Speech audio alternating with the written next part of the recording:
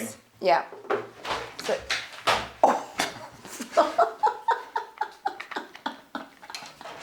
It's okay!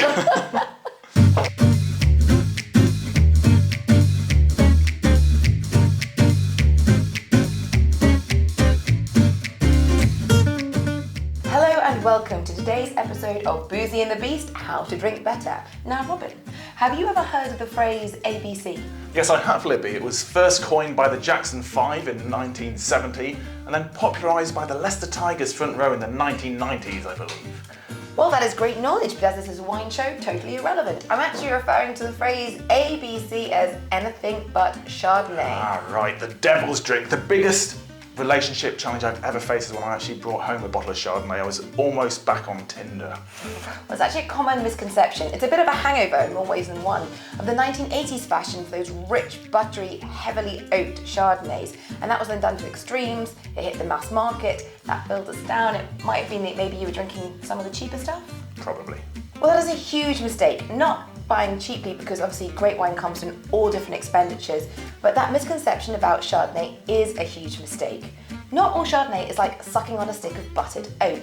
It can come in all different ranges of styles and flavours. For example, do you know what else is a Chardonnay? I don't, Libby. A chablis. I know. Or a pouilly-fuissé. Is that how I say it? It is how you say Right. it. Or champagne. A Chardonnay grape is the only white grape allowed within champagne. Even a rosé champagne like this is predominantly Chardonnay, and a Blanc de Blanc champagne is purely Chardonnay.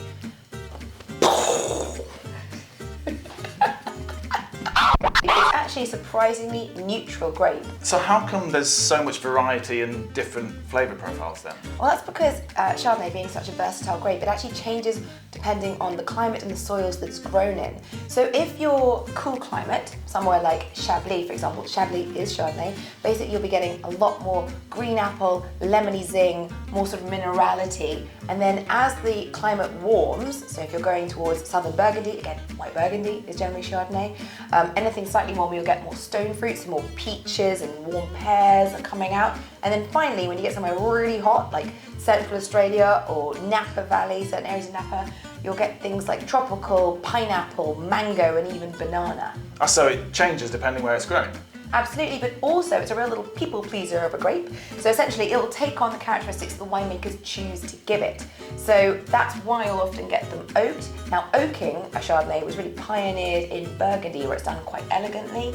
It's sort of a French oak, it's quite a light oak. But also if you really oak a Chardonnay, it'll give those sort of vanilla, butter, hazelnut, baked tart. Personally, I'm a huge fan, but it really depends on your own palate preferences. I'll take all of those, to be honest. Just take a go. You just want to try some wine, Yeah, don't I'm you? really You want to try thirsty. some wine? Well, a big thank you to R&R Teamwork, who've sent us 2 different Chardonnay styles to try today, as it is International Chardonnay Day.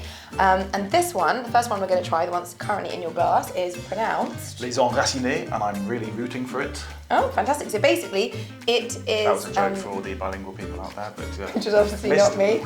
Right, anyway, in my carry head. on. So this is from the Macon region of Burgundy. Burgundy being, as I said before, mostly Chardonnay.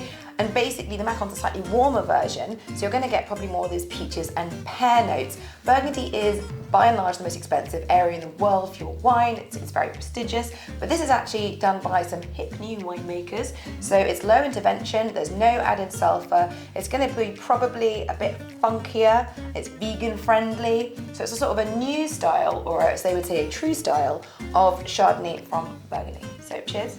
Oh, cheers. All right, so what do you think of your Burgundy?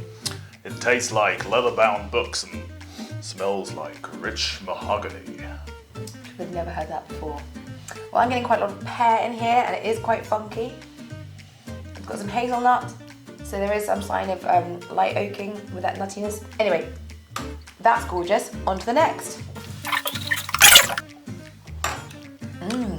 Okay, so that's Old World, I guess traditional idea of Old World Burgundy Chardonnay, very classic but in a funky new way. The next one we're going to try is a new world, so a much warmer climate. We're going to South Africa, Klein Zaltse, Kleine Salsa, something like that. Something like that. Anyway, I actually spoke to these guys at the London Wine Fair, and they were really, really fantastic, so I apologise for my terrible pronunciation. So we're going to try a little bit of this. Now, so it's a warmer climate, which will generally bring out those warmer, tropical, or more stone-fruited notes. I think this has actually been barrel fermented and aged in oak, so you're probably going to have more of those like vanilla, hazelnut sort of aromas going on there, maybe some blossoms. It smells quite citrusy and floral, but then you get a lot of vanilla and nuttiness. Well, that's on the all palate. from the oaking, but I would say this is actually a beautiful use of oak. So as I've been in trouble before with Chardonnay, what should I be looking for in future when choosing a bottle? Okay, well I think it's very important, as always, to consider your own palate. So if you like something that's clean, fresh, mineral, a bit flinty, then you'll be looking at cooler climates. Go for a Chablis, go for a Chardonnay from places like Austria or Ontario in Canada. That's going to be your thing. If you're looking for something that's a bit more rounded, still with that floral elegance that the Chardonnay can have, then go for a white Burgundy. They're elegant and classy for a reason. And if you prefer something that's got a little bit more weight to it, a little bit more texture, look at warmer countries like South Africa where this for me basically tastes like sun-drenched vineyards and ripe pears, and it's got all that vanilla essence and blossom in there as well. And if you really like the comfort of oak, if you really like a buttery fist of oak, then call Robin. No, I'm joking. If you really like buttery, Oh, I haven't been called that in a long time, Libby. If you really like that sort of comfort of butter, then a producer like Bread and Butter from California, they're fantastic, and they've got this really sort of very rich, very intense, very heavily oaked, very popular wine in Majestic. So those are sort of, look at climate, look at where it's from, and just experiment. And remember, if in doubt, champagne is a great way to have your Chardonnay. Lots of sparkling wines are made from Chardonnay, and the Blanc de Blanc is excellent. It goes particularly well with a baked camembert. I'm sure what you just said was very interesting, but you did lose me when you said bread and butter pudding, sorry. That's absolutely fine. Bread and Butter is the producer, and it tastes like bread and butter pudding in a glass. It's even got that raisins of vanilla. It's a dry wine, not a sweet wine, but it's really, really rich. Can you mix it with avocat and have that sort of custard with the bread and butter pudding? You do you. You know what? I will, and I'd like to take this opportunity to wish you and everybody watching a very happy International Chardonnay Day. There is absolutely a Chardonnay out there for you. Cheers. Cheers.